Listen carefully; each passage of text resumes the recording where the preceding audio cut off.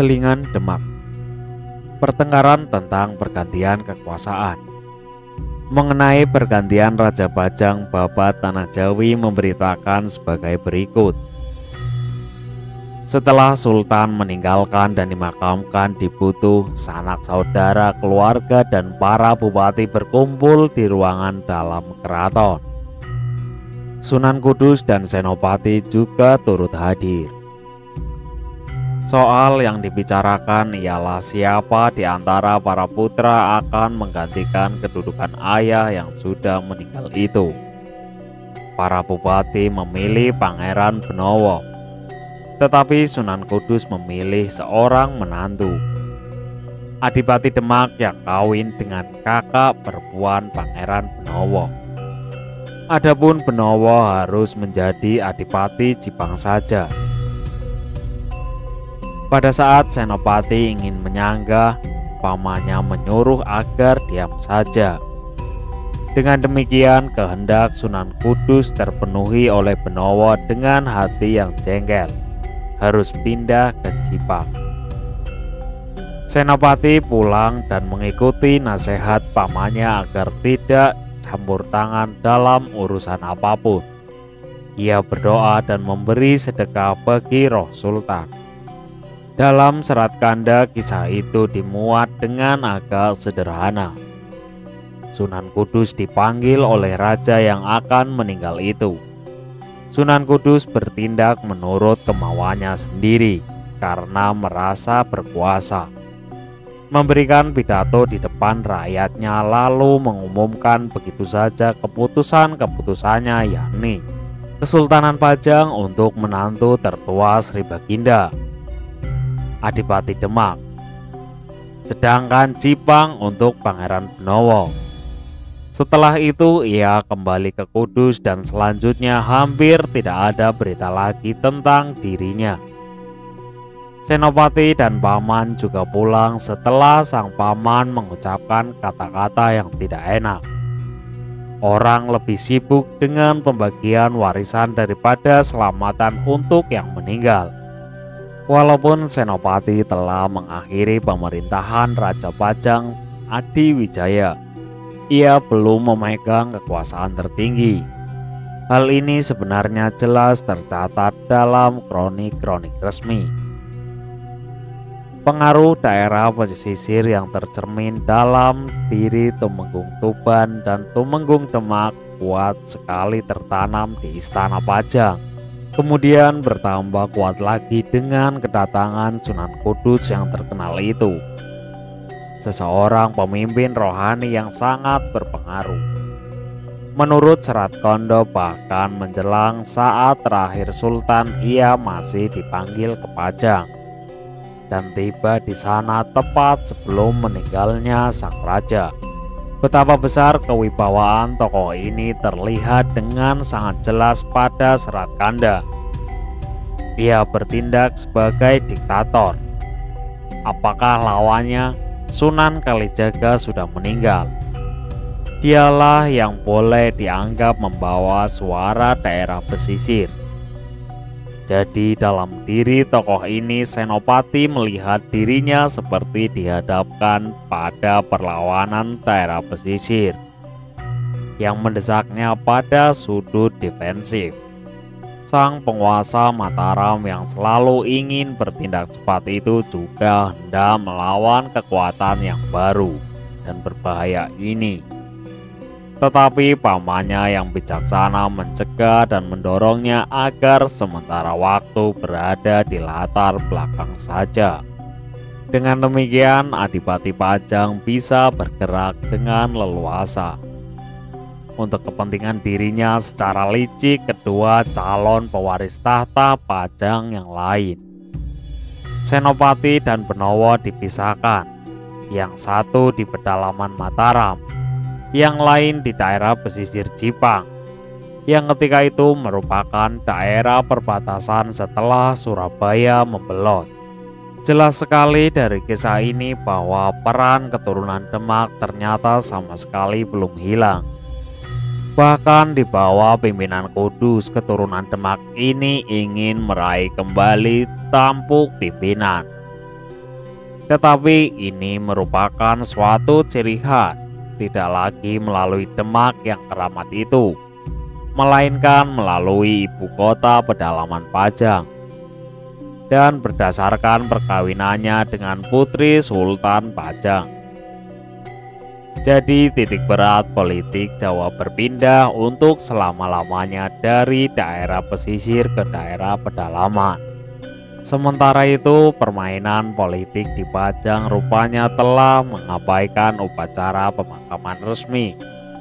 Senopati memperbaiki kelalaian ini di Mataram, sekalipun bukan tanpa maksud-maksud politik tersendiri. Sementara itu, kita pun tidak tahu dengan tepat apa hubungan Sunan Prawoto yang pada tahun 1549 dibunuh atas perintah Arya Penangsang dengan Adipati Demak ini. Beckman hanya menyebut Adipati Demak ini sebagai putra Sunan Prawoto yang bernama Arya Pengangiri, yang diasuh oleh Raja dan Ratu Kalinyamat setelah ayahnya terbunuh. Karena itu kiranya sangat memungkinkan Arya Pangiri ini sama dengan Adipati Demak. Adipati Demak menjadi Raja Pajang. Kegagalan Adipati Demak digambarkan dalam Babat Tanah Jawi sebagai berikut. Adipati Demak menetap di Pajang dan memindahkan banyak orang dari Demak pula ke sana. Untuk daerah pemukiman mereka diambilkan sepertiga dari tanah penduduk. Pangkat orang-orang dari Demak pun dinaikkan satu tingkat. Penduduk Pajang yang kehilangan tanah itu menggerutu dan mulai melakukan kejahatan. Beberapa orang di antara mereka bahkan pindah ke Mataram. Mantri Pangalasan melaporkan kekacauan ini kepada Senopati dan mendesaknya dengan sungguh-sungguh agar mengumumkan dirinya sebagai raja. Semua orang Pajang pasti akan menyeberang dan memihaknya. Senopati menjawab tidak setuju, tetapi kemudian menambahkan, apabila ada perintah dari Allah saya ditugasi untuk menjadi raja, akan mudahlah untuk menghancurkan Pajang. Seluruh episode ini tidak ada dalam Serat Kanda. Tidak ada berita tentang Mantri Pangalasan. Tentunya seorang pejabat tinggi tertentu yang sebelumnya sudah memberikan saran kepada Senopati. Apakah terdapat hubungan keluarga pada keturunan pejabat ini? Selain tentang hal itu, keterangan-keterangan yang diberitahukannya berharga juga. Kalau Serat Kanda pada halaman 586 hanya memberitakan bahwa raja yang baru menyingkirkan hukum dan keadilan dalam undang-undang yang lama. Di sini kita memperoleh lebih banyak keterangan. Pangeran Demak merasa sangat tidak tenang di tengah-tengah kaum Pajang, sehingga ia membawa serta pengikut-pengikutnya dari Demak. Pengikut-pengikut ini memerlukan bahan makanan dan kegemilangan. Bahkan makanan dihasilkan oleh tanah sitaan dari penduduk Pajang. Sedangkan kegemilangan dicapai dengan menaikkan pangkat. Bangsawan pesisir meningkatkan dirinya lebih tinggi daripada orang pedalaman yang kasar. Karena itulah timbul perlawanan dengan kekerasan di Pajang. Sedikit banyak kedengarannya memang sangatlah mungkin. Perasaan tidak puas Pangeran Benowo menjadi pokok masalah dalam Babat Tanah Jawi. Di Jipang, Pangeran Benowo merasa sedih sekali. Makan serta tidur sedikit saja. Pada malam hari ia tidur di bawah teritis. Pada suatu ketika ia bermimpi. Almarhum ayahandanya memerintahkan agar meminta bantuan dari Senopati. Esok harinya ia mengirimkan seorang utusan ke Mataram dan mengharap kedatangan Senopati di Jipang. Senopati menolak, tidak mau turut campur dengan urusan keluarga yang menimbulkan pertengkaran. Bumi Mataram sudah cukup baginya. Karena itu Benowo mengirimkan lagi utusan untuk ke Mataram. Kali ini dengan menawarkan kerajaan Pajang. Karena apabila Adipati Demak yang menjadi raja, ia lebih baik mati saja. Ketika Senopati menerima tawaran ini, ia merasa gembira sekali dan kasihan terhadap adiknya. Pangeran Benowo diundangnya agar bertemu di Gunung Kidul. Di Weru Gunung Kidul pertemuan itu terjadi. Mereka saling merangkul dan bermusyawarah dalam sebuah pondok. Serat Kanda seperti biasanya mengisahkan kejadian agak lebih pendek dan tajam. Setelah dalam mimpiannya mendengar suara dari ayahnya, Pangeran Benowo meminta bantuan kepada Senopati dan menawarkan Pajang kepadanya. Tetapi Senopati mengundang adiknya agar datang ke Mataram. Karena itu Benowo pergi ke sana bersama 1.000 orang Jipang. Senopati menjemputnya di Randu Gunting. Di Mataram mereka memutuskan menyerang Pajang. Di daerah Surakarta ada sebuah tempat bernama Weru.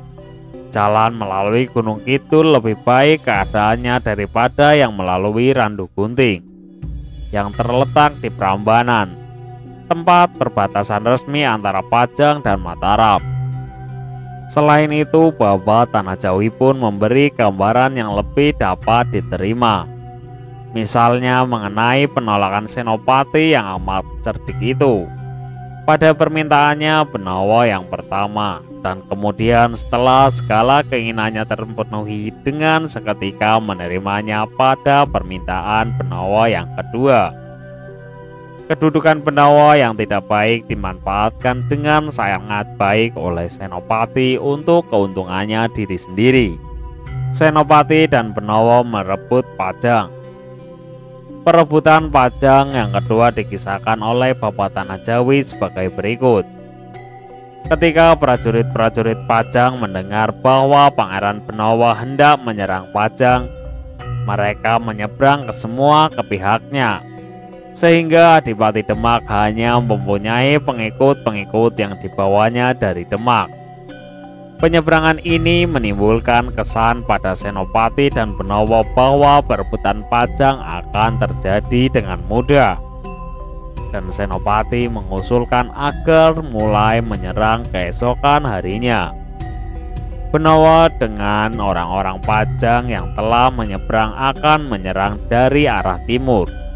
Senopati dengan pasukan Mataram menyerang dari sebelah barat.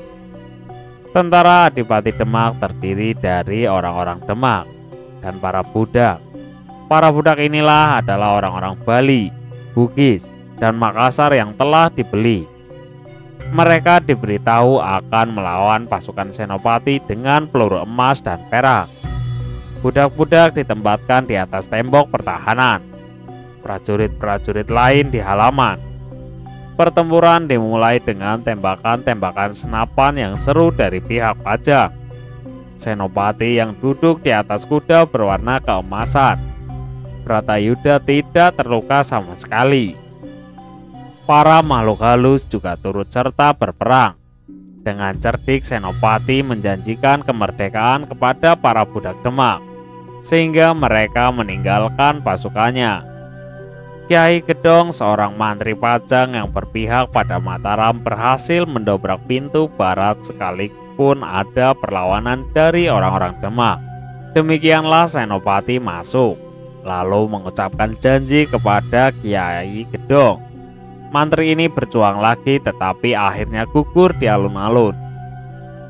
Selagi orang-orang Demak mengalami serangan sengit, Senopati berlutut dan berdoa kepada Allah. Baru setelah kemenangan tercapai, ia disapa oleh pamannya supaya sadar kembali. Senopati dengan ta'zim berjalan di pagelaran, kemudian naik setinggil almarhum Sri Baginda Sultan. Di pintu pertama dijumpainya Putri Sultan, istri Adipati Demak, yang sambil menangis mencium kaki Senopati dan memohon pengampunan bagi suaminya. Senopati mengabulkan dengan ikhlas asalkan suaminya menyerah dan mau diikat. Di setinggil bertemulah para pemenang. Di depan mereka duduk Adipati Demak dengan kepala tertunduk, tangan diikat dengan kain sutra. Senopati mempersilahkan karena telah mengambil pajang yang bukan haknya. Adipati Demak kemudian dibawa dengan tandu ke Demak dan di sanalah ia baru boleh dilepaskan. Serat Kanda menggambarkan dengan jauh lebih singkat. Ketika tentara gabungan Mataram Jipang tiba di Prambanan, 30.000 orang pajang menyeberang dan memihaknya. Kemudian mereka bergerak ke Mayang dan dari sana mengepung pajang. 2.000 orang yang dibawa Adipati Demak dari daerah pesisir dibagi dan ditempatkan pada 4 bagian kota. 400 orang Makassar, Bugis, dan Peranakan ditempatkan di alun-alun. Senopati menyerang dari utara, Benowo dari selatan. Dalam beberapa jam saja pertempuran itu sudah selesai. Dalam Babat Tanah Jawi digambarkan menjelang tercapainya kemenangan Senopati merupakan seorang muslim Jawa yang alim. Di tengah-tengah pertempuran masih dapat memusatkan pikirannya kepada Allah. Karena itu kemenangan seolah-olah jatuh dari langit. Yang menarik perhatian ialah antara Adipati Demak yang beraneka ragam. 1. Orang Pajang 3.000. 2. Orang Demak 2.000. 3. Orang sewaan 400. Babat Tanah Jawi menyebut mereka budak belian. Apakah benar-benar dimaksudkan demikian? Atau hanyalah sebagai kata-kata makian untuk serdadu-serdadu sewaan, seperti yang kemudian dipekerjaan oleh company? Ini paling cocok bagi sebuah negara yang menggunakan sistem ekonomi keuangan seperti yang sedikit banyak dapat kita lihat pada kerajaan-kerajaan kecil di daerah pesisir. Mungkin alat penukar inilah yang dimaksudkan dengan peluru-peluru perak emas itu. Orang-orang daerah pesisir seharusnya juga mempunyai lebih banyak senjata api daripada orang-orang pegunungan. Untunglah Senopati dan kudanya kebal terhadap senjata-senjata itu. Kisah mengenai Kiai Gedong mungkin juga sebuah cerita tradisi yang berasal dari atau mempunyai kaitan dengan keturunan Mantri Gedong. Adanya orang Cina Peranakan sebagai serdadu pada masa itu sama sekali tidaklah aneh. Di kiri mereka itu sering dapat dijumpai. Adipati Demak yang kalah itu diperlakukan sebagai seorang bangsawan. Pemusatan pikiran Senopati yang kuat juga bisa diartikan sebagai petunjuk bahwa kemenangan diperoleh dengan susah payah. Hilangnya Pangeran Benowo. Bagaimanakah para pemenang menggunakan hasil kemenangannya? Babat Tanah Jawi memberi keterangan hal itu. Setelah pesta kemenangan, Pangeran Benowo menawarkan kerajaan Pajang kepada Senopati. Ia sendiri hanya ingin hidup sebagai seorang bangsawan. Juga harta benda yang sangat berharga yang ditinggalkan Sri Baginda saya serahkan. Senopati menolak. Ia hanya ingin menjadi raja atas tanah Mataram, pemberian Sultan dulu. Mengenai Pajang, Adinda akan saya angkat sebagai raja. Saya hanya meminta gong Kiai Sekar Delima, kendali Kiai Macan Gugu, pelana Kiai Jatayu, dan pusaka-pusaka seperti itu. Benda-benda itu diperolehnya semua. Setelah itu Benowo dengan hikmat dinobatkan sebagai Raja Pajang. Senopati ketika itu duduk di atas kursi emas dan Benowo di atas kursi yang lain. Senopati menggunakan kata-kata penobatan yang kelak di Mataram akan menjadi kebiasaan. Para bupati dan mantri, hendaknya kalian menjadi saksi semua bahwa saya mengangkat adik saya, Pangeran Benowo, sebagai sultan yang berkuasa atas kerajaan Pajang sebagai pengganti ayah saya. Mereka yang hadir menjawab setuju. dan kewibawaan Senopati bertambah besar di mata mereka, karena tidak seorang pun menduga bahwa Benowo akan menjadi sultan. Setelah itu Senopati masih memberikan beberapa pelajaran yang berharga tentang 3 kelompok yang harus dimintai nasihat dalam kesulitan, yaitu para rohaniawan, para ahli nujum, dan para pertapa. Pada halaman 102 bab Tanah Jawi diberitahukan dengan singkat bahwa Pangeran Benowo baru setahun menjadi sultan ketika ia meninggal dunia. Berlainan sekali dalam pandangan Serat Kanda tentang kejadian ini. Pada saat jalan menuju tahta sudah terbuka, Pangeran Benowo secara tiba-tiba tidak lagi mengharapkannya, tetapi tidak memberitahu seorang pun.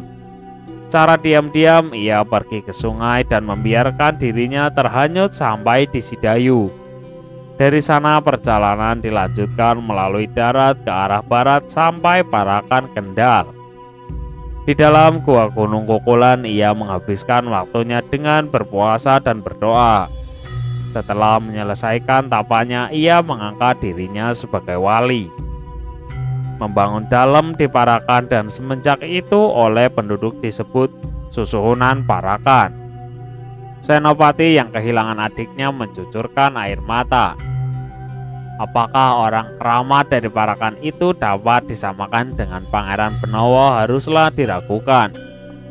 Jadi uraian mengenai masa setelah hilangnya pangeran itu secara misterius dari Pajang untuk sementara dapat dikesampingkan. Bagian ini tentulah suatu sisipan Semarang. Dengan demikian antara kedua gambaran tentang berakhirnya riwayat hidup Benowo itu dapat bersesuaian. Pangeran Benowo diam-diam hilang dari punggung politik setelah hanya sebentar atau sama sekali tidak memainkan peranan. Mengenai pengangkatan Pangeran Benowo oleh Senopati yang disebut dalam bab Tanah Jawi saja, kami hanya bisa menyatakan keheranan kami seperti keheranan orang Pajang tentang hal itu. Nasihat yang diberikan oleh Senopati pada Pangeran Benowo setelah upacara selesai memang penting bagi abad ke-18, tetapi tidak begitu penting bagi abad ke-16. Yang penting dan tetap akan mempunyai arti penting hanyalah perihal Senopati, yang bukan hanya memohon benda-benda pusaka, tetapi juga memperolehnya. Sudah sering kita lihat bahwa Senopati dan ayahnya gemar sekali akan pusaka. Benda-benda itu untuk pertama kali diberitakan dalam suatu sumber Belanda, yakni dalam laporan perjalanan Govert Knol tanggal 20 Januari 1709. Selanjutnya kita harus meneliti apakah yang terjadi kemudian dengan Kerajaan Demak dan Kerajaan Pajang. Baik dalam bab Tanah Jawi maupun Serat Kanda, berita tentang Demak selanjutnya tidak ada yang penting.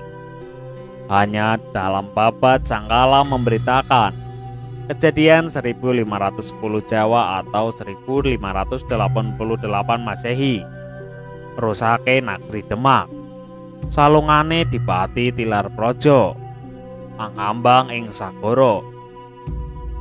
Jadi di sini dibicarakan kepergian Dipati Demak yang mengadakan perjalanan melalui laut untuk setahun.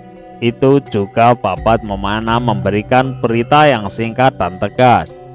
Sirna kita Demak, sareng Dipati Demak dipun pucali. Kota Demak hilang dan Adipati Demak pun dibuang.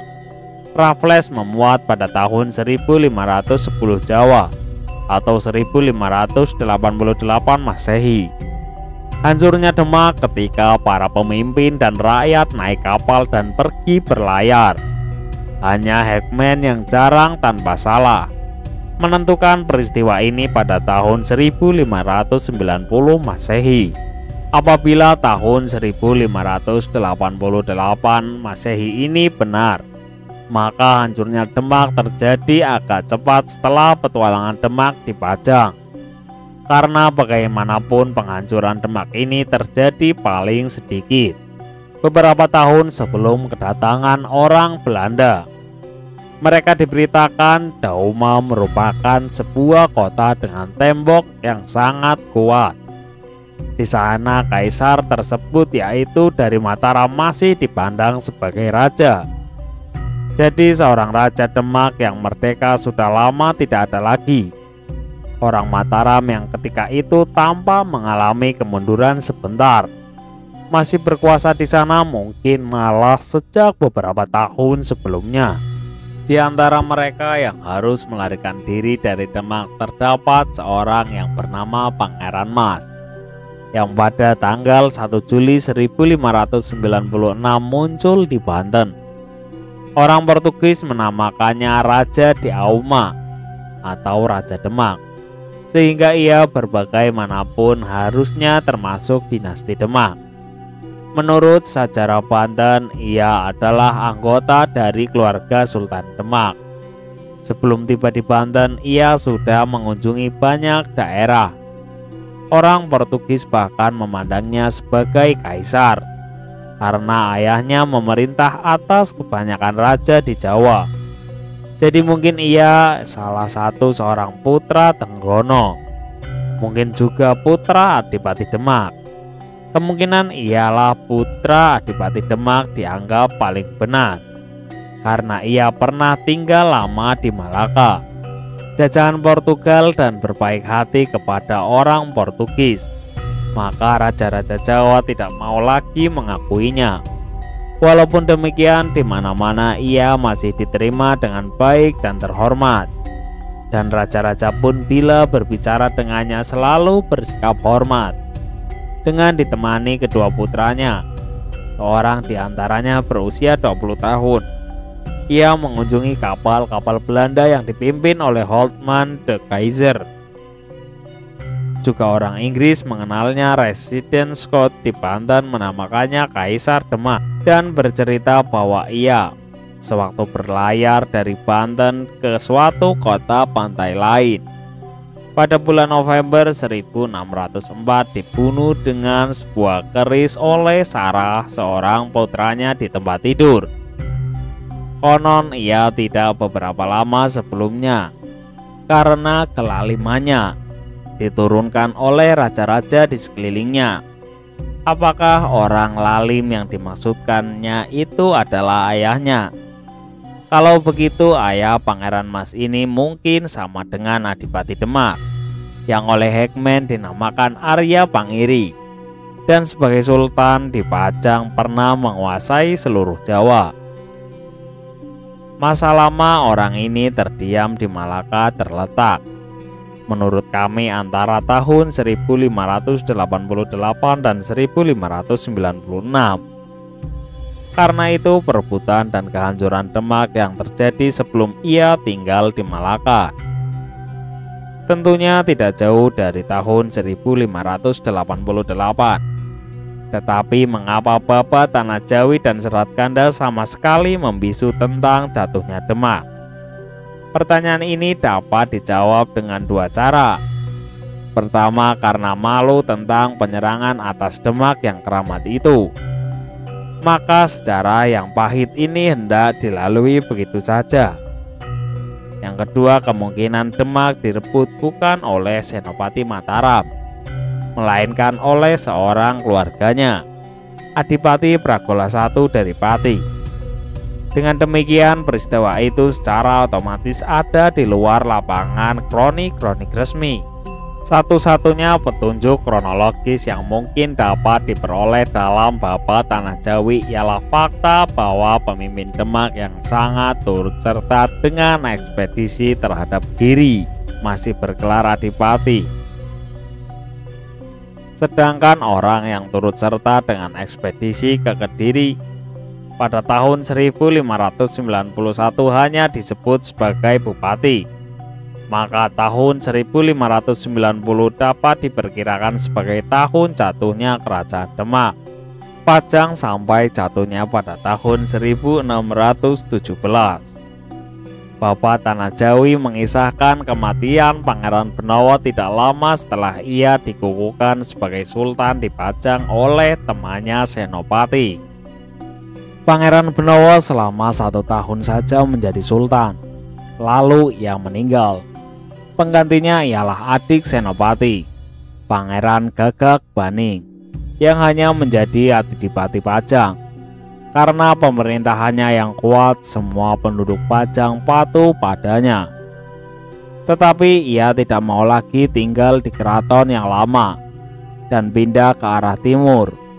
Kota diperluas dan temboknya digeser, sehingga makam seorang mukmin dari negeri Arab termasuk pula di dalamnya. Pengaruh kesejahteraan daripada dapat dirasakan.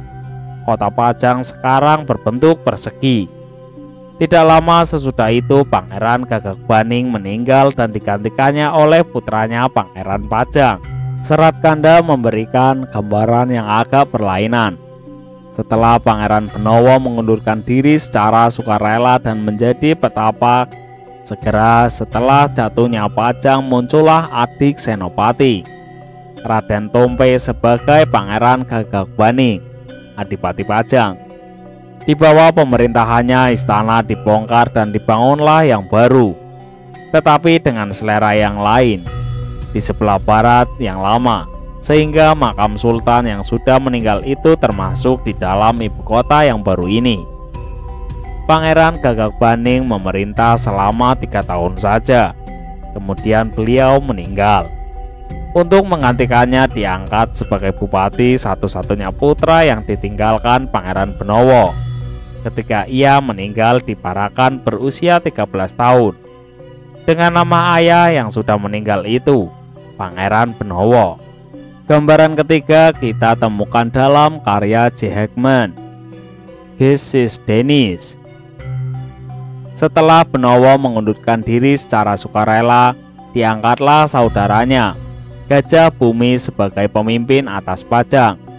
Tetapi karena ia pun meninggal tidak lama kemudian, Raden Sidawini putra Benawa menjadi penguasa Pajang. Dialah yang dikatakan menjadi Raja Pajang yang terakhir. Marilah kita mencoba menyusun kembali ketiga gambaran itu menjadi satu. Mungkin Pangeran Benawa setelah menjadi sultan di Pajang selama itu kurun waktu yang lama ataupun tidak paling lama 1 tahun. Benar-benar telah mengundurkan diri dari dengan atau tidak dengan sukarela. Sebuah perpindahan kepinggiran kerajaan sebagai rohaniawan kadang-kadang merupakan semacam pembuangan. Juga Hackman memberitakan perbuatan Benawa yang menjauhi dunia. Senopati tatkala itu memberanikan diri mengangkat seorang keluarganya, yakni adiknya Pangeran Gagak Baning, sebagai penguasa di Pajang. Dalam sejarah dalam, ia adalah anak ke-12 Kiai Gede Pamanahan, yang semula bernama Raden Bagus Tompe, dan kemudian Tumenggung Gagak Baning ing Pajang, atau Pangeran Gagak Pranolo. Mungkin ia sama orangnya dengan Gajah Bumi yang disebutkan oleh Hackman. Juga penguasa Pajang ini hanya memerintah sebentar. 3 tahun mengenai penggantinya kita mempunyai 2 berita. Menurut Babat Tanah Jawi, putra Gagak Baning menjadi pengganti dengan nama Pangeran Pajang. Ini merupakan berita yang amat kabur. Baik Serat Kanda maupun Hackman menyebutkan bahwa putra Pangeran Benawa hanya seorang. Menurut Serat Kanda namanya seperti nama ayahnya Pangeran Benawa, sedangkan Hackman menyebutnya Raden Sidawini.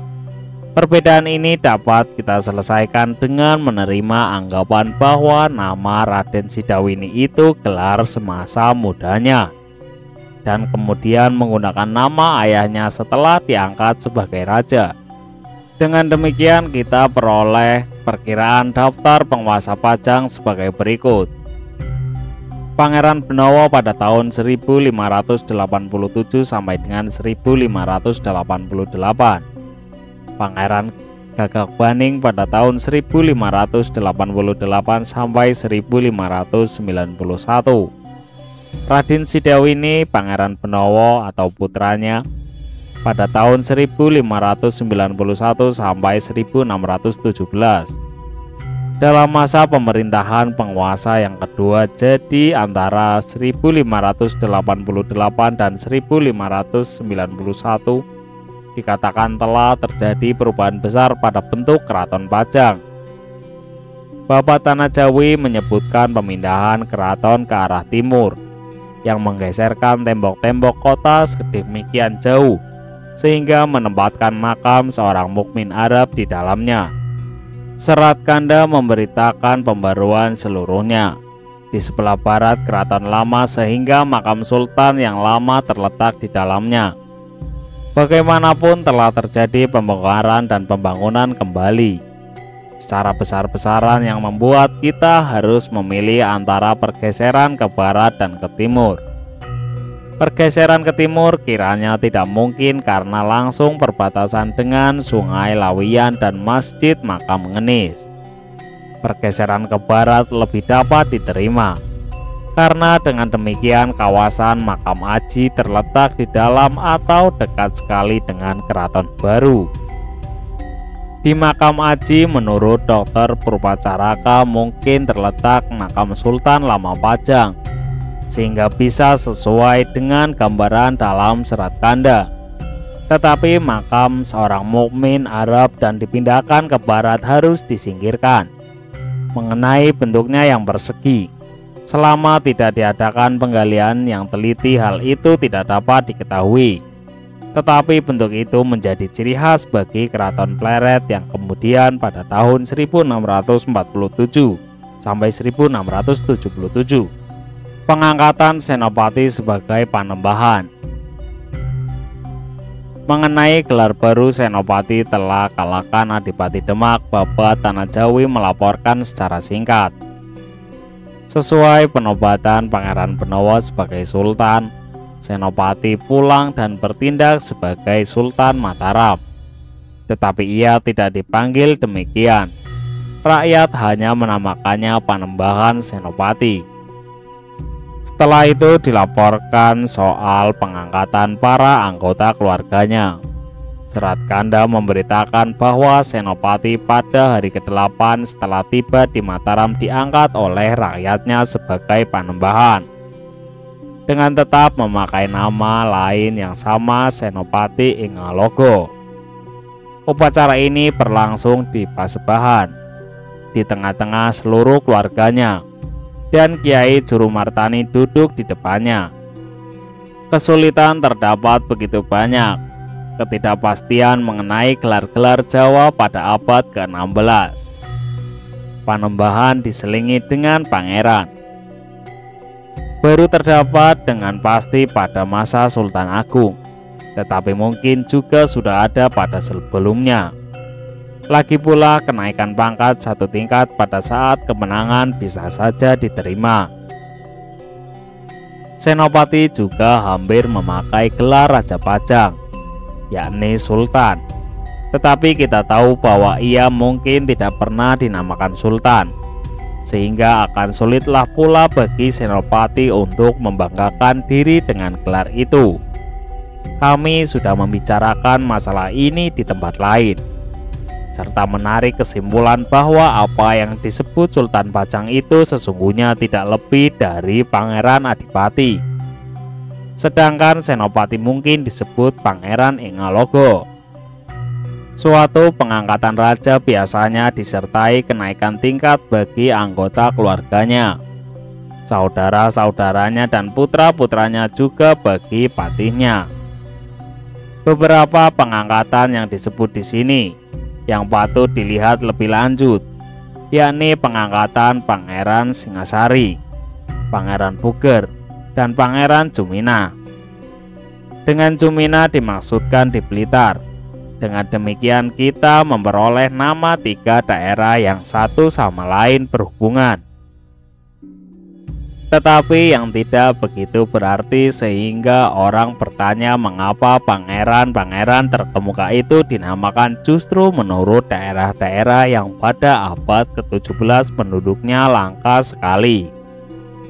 Salah satu di antaranya daerah-daerah ini memakai nama yang termasyhur di mana-mana, yaitu Singasari, pendahulu Majapahit, bahwa Senopati menamakan saudaranya menurut kerajaan yang termasyhur ini. Berarti suatu pretensi yang serius. Rupanya ia ingin melebihi para penguasa di ujung timur Jawa dengan menghiasi saudaranya dengan gelar yang diketahui lebih tua dan lebih asli daripada Majapahit. Sulit mengartikan Blitar dan Puger. Keduanya daerah yang tidak berarti pada abad ke-17. Tanpa peristiwa sejarah yang kuat dan hidup, karenanya juga tidak tersebut dalam para raton. Mungkin Senopati membuat tiruan kerajaan Mataram di Jawa Timur, seperti bentuknya pada tahun 1588, yaitu dengan Mataram yang sebenarnya di tengah dan diapit oleh Pagelan serta Pajang. Begitulah Singosari di timur diapit oleh Blitar dan Puger. Jadi 100 dengan pengangkatan Pangeran Singosari, Pangeran Blitar dan Pangeran Puger. Senopati mungkin bermaksud menyatakan haknya atas suatu daerah yang serupa dengan apa yang sudah dimilikinya di Jawa Tengah. Dengan demikian, pengangkatan seperti itu dapat dianggap sebagai semacam program pemerintahan, ya mungkin juga sebagai suatu pernyataan perang. Perjalanan Senopati setelah itu ke ujung timur Pulau Jawa untuk mengunjungi Sunan Giri, mungkin juga bertujuan memperoleh dukungan terhadap programnya itu. Adapun cara penyambutan dengan senjata oleh Raja Surabaya dapat dianggap sebagai jawaban tegas atas suatu ultimatum. Pengangkatan Pangeran Purbaya pun mengandung maksud yang tidak baik. Purbaya adalah nama yang lebih tua untuk Madiun. Jadi dengan pengangkatan ini, Senopati berpretensi juga mempunyai kekuasaan atas kedaerahan tetangganya di sebelah timur. Nama Madiun itu tersendiri tidak dapat diberikan kepada keluarganya, karena gelar yang sudah ada tidak mungkin dapat ditiru orang. Maka untuk bersaing dipilihnya suatu nama yang lebih tua dan lebih asli, seperti halnya Singosari yang lebih tua dari Majapahit. Nada yang sama-sama tidak baik mungkin terkandung pula dalam pengangkatan putra ketujuh Senopati Jayaraga yang dinamakan menurut daerah Jagaraga yang terletak antara Pajang dan Madiun. Mengambil nama suatu daerah sama sekali tidak berarti bahwa orang itu berkuasa di daerah tersebut. Kemudian ternyata bahwa para pemegang gelar ini memerintah di daerah-daerah yang sama, kali berlainan dari daerah-daerah yang namanya mereka pakai. Menarik perhatian bahwa tidak seorang pun dari pembesar-besar ini memakai nama Kediri. Sehubungan dengan hal ini kemudian ternyata ada sesuatu yang istimewa. Apakah Senopati tidak mau menyakiti hati para pembesar yang mungkin bisa menjadi sekutunya? Selanjutnya juga ternyata bahwa pembesar-pembesar yang dihiasi dengan gelar-gelar semu ini memang memainkan peranan yang sangat penting dalam sejarah Mataram. Perhatikan saja betapa Pangeran Blitar, Pangeran Singosari, Pangeran Puger, dan Pangeran Purbaya selama pengepungan kedua atas Batavia pada tahun 1629 dengan sengaja disodorkan ke depan dan setelah gagal tidak diambil tindakan hukuman terhadap mereka, seperti yang sebaliknya diambil terhadap tokoh-tokoh yang tidak begitu tinggi kedudukannya dan gelarnya pun tidak begitu mentereng. Akhirnya kita ditunjukkan bahwa meskipun untuk pembesar-pembesar seperti itu, Bapak Tanah Jawi dan tulisan resmi lain kebanyakan menggunakan gelar pangeran, harus dianggap sebagai suatu kemungkinan bahwa tokoh ini pada umumnya sebelum sekitar tahun 1640 tidak mendapatkan gelar yang lebih tinggi daripada Kiai Adipati. Tetapi untuk mudahnya kita tetap memakai gelar pangeran.